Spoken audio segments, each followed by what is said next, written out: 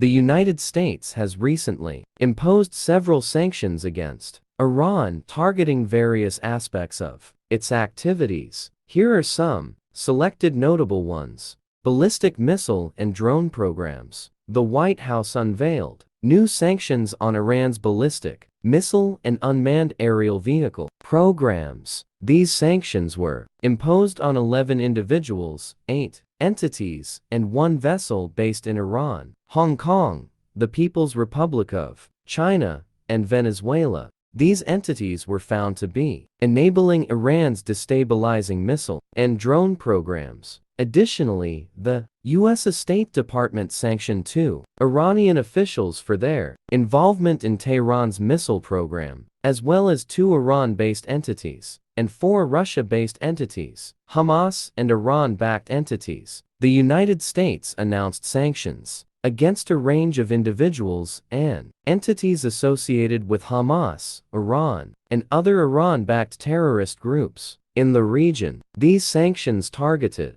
an Iraqi airline and Hamas fundraising and financial networks in the Gaza Strip and the West Bank. These measures reflect the ongoing tensions and geopolitical dynamics in the region, and the U.S. continues to closely monitor Iran's actions and respond accordingly. According to the Wall Street Journal, 2 days after reissuing a $10 billion Iran sanctions waiver, the White House on Friday threatened coordinated group of 7 sanctions against Iran if it delivers ballistic missiles to Russia. The policy signal these 2 moves send is in coherence, a very visible dilemma. G7 leaders are talking tough, though.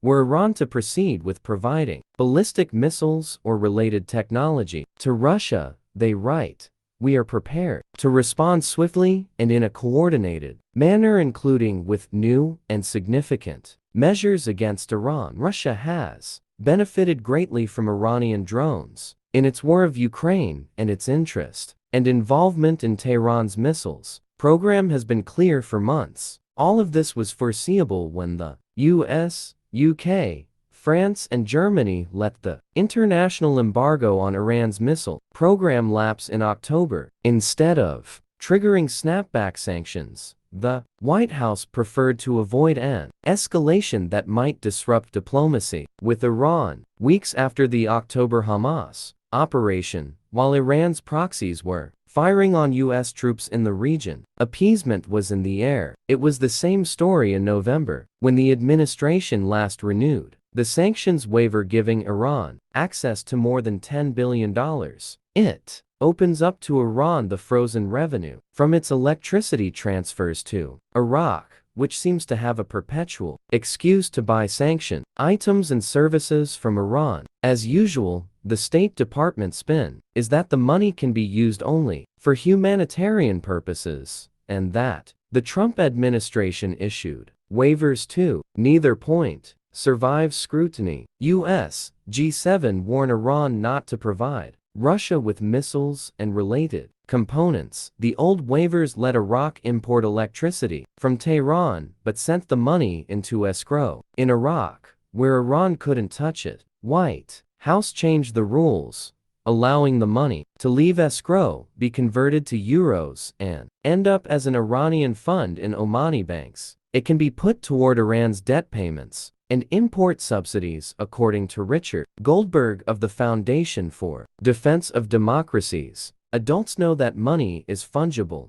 These funds free up others for use in spreading terrorism abroad and advancing a nuclear weapons program at home. Why does the Washington pretends otherwise? Maybe it's for the same reason the White House keeps hidden how much of the $10 billion Iran has accessed since the waiver was last extended. The American people might not like what they find out if revealed. The G7's newfound assertiveness on Iranian missile transfers to Russia is welcome, but its deterrent value is undermined by White House's waiver. 48 hours earlier, his Iran policy has remained stuck in the pre-Hamas Israel war world, desperate to buy peace and quiet from a regime with no interest in either.